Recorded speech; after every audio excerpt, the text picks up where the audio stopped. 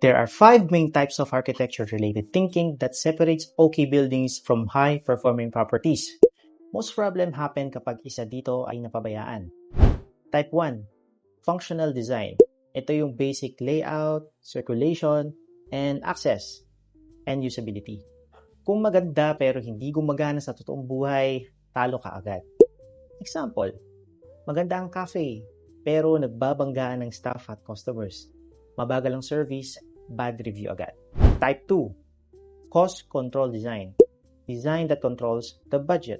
Before the construction starts, kasama dito ang early planning, coordination, at phasing. Hindi yung value engineering kapag huli na. Example, walang early coordination, biglang palit na materyales during construction.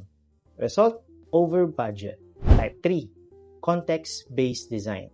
Design based on the site, the climate, the orientation, and zoning.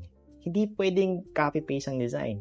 So, bawat lupa may sariling rules. Example, a west-facing glass facade na walang sun control, tumataas ang kuryente. Nagrereklamong tenant sa init.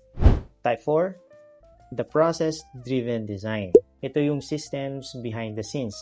The permits, the timelines, at coordination with engineers. Ito ang pumipigil sa delays at stress. Example, late ang fire approval dahil hindi sinabay sa design stage. Delayed ang business opening.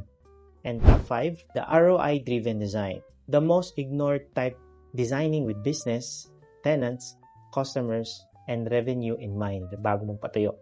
Example, an apartment na maganda pero walang parking strategy, mataas ang vacancy kahit brand new. The best projects don't start with construction, they start with the right kind of thinking.